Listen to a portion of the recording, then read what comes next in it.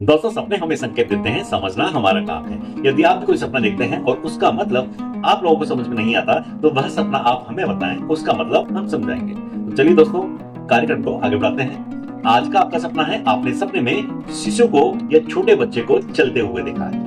दोस्तों, यदि आपने सपने में किसी शिशु को या बच्चे को चलते हुए देखा है, तो यह सपना आप लोगों को अत्यंत ही सकारात्मक और शुभ संकेत देता है। दोस्तों, यह सपना आप लोगों को नई शुरुआत होने के संकेत देता है, सौभाग्य में वृद्धि के संकेत देता है, खुशियां आने के संकेत देता है, आत्मनिर्भरता के संकेत देता है। दोस्तों, यदि आपने सपने में किसी बच्चे को पैदल चलते हुए देखा है या फिर शिशु को पैदल चलते हुए देखा है, तब यह सपना आप लोगों को नई शुरुआत होने के संकेत देता है। यह सपना संबंधों में सुधार के संकेत देता है। यह सपना आपके जीवन में कोई भी नया कार्य आरंभ होने के संकेत देता है। दोस्तों, यदि सपने में किसी शिशु को अपनी ओर आते हुए देखा है, तब यह सपना आपके सौभाग्य में वृद्धि करता है। यह सपना आपको धन लाभ के भी संकेत देता है। दोस्तों, यदि सपने में कोई बच्चा खुश होकर मुस्कुराते हुए चलता है, तब यह सपना आप लोगों को खुशी आने के संकेत देता है। और यदि कोई बच्चा गिरकर पुनः उठकर चलना आरंभ कर देता है,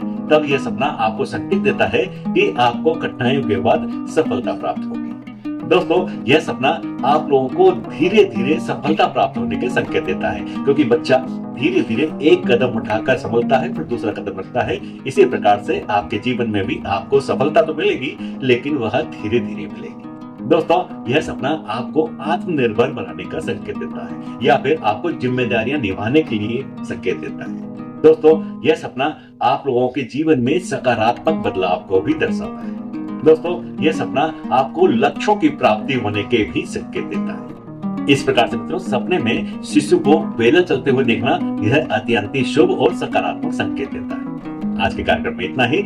अगले कार्यक्रम में फिर एक सपने पर विस्तार से चर्चा करेंगे। तब तक के लिए मित्रों, आगे दीजिए नमस्कार। जय श्री राम।